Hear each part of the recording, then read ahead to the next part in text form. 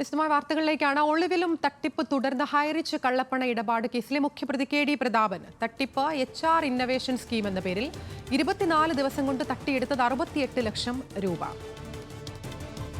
വിശദാംശങ്ങൾ സഹിൻ ആന്റണി നൽകും. സഹിൻ, അന്വേഷണം സജീവമായി പുരോഗമിക്കുന്ന ഈ ഘട്ടത്തിലാണ് വീണ്ടും ഒരു തട്ടിപ്പ്. എന്താണ് ഈ തട്ടിപ്പുമായി ബന്ധപ്പെട്ട കൂടുതൽ വിവരങ്ങൾ?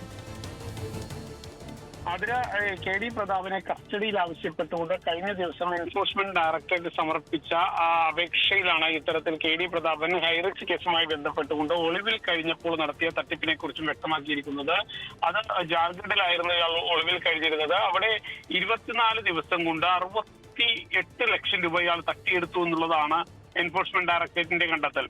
അവർ പറയുന്നത് ജാർഖണ്ഡ് കേന്ദ്രീകരിച്ചുകൊണ്ട് HR ഇന്നോവേഷൻ സ്കീം എന്ന പേരിൽ ഇയാള് ഒരു തട്ടിപ്പ് സ്കീം നടപ്പിലാക്കുകയും അതിൽ നിന്ന് ആളുകൾക്ക് വലിയ ലാഭം വാഗ്ദാനം ചെയ്തുകൊണ്ട് 68 ലക്ഷം രൂപ ഇയാൾ തട്ടിയെടുത്തു എന്നുള്ളതുമായിരുന്നു എൻഫോഴ്സ്മെന്റ് ഡയറക്ടറേറ്റിന്റെ കണ്ടെത്തലുണ്ടായിരിക്കുന്നത്.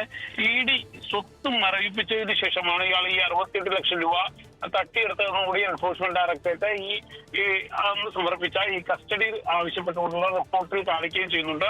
ഒപ്പം തന്നെ ഇയാളുടെ കസ്റ്റഡി ഈ ഒരു ദിവസത്തേക്കായിരുന്നു ലഭിച്ചിരുന്നത്. ഇന്ന് വൈകുന്നേരത്തോടെ കസ്റ്റഡി കാലാവധി കഴിയുകയും ചെയ്യും. ഇപ്പോഴും ഇയാൾ എൻഫോഴ്സ്മെന്റ് ഡയറക്ടറേറ്റ് ഉദ്യോഗസ്ഥരോട് സഹകരിക്കുന്നില്ല എന്നുള്ളത് തന്നെയാണ് മനസ്സിലാക്കാൻ കഴിയുന്നത്. HR OTT എന്നുള്ള പേരിൽ താൻ ഡിജിറ്റൽ മണി തട്ടിപ്പൊന്നും നടത്തിയിട്ടില്ല എന്നുള്ള നിലപാടിൽ ഇയാൾ ഉറച്ചു നിൽക്കുന്നതായാണ് എൻഫോഴ്സ്മെന്റ് ഡയറക്ടറേറ്റ് പറയുന്നത്. ഹൈറിച്ചിന്റെ തട്ടിപ്പ് അവസാനിക്കുന്നില്ല എന്ന് വേണം മനസ്സിലാക്കാൻ. HR ഇന്നവേഷൻ സ്കീം എന്ന പേരിലാണ് പുതിയ തട്ടിപ്പ്. വിശദാംശങ്ങൾ നൽകുകയായിരുന്നു സഹിൻ ആന്റണി.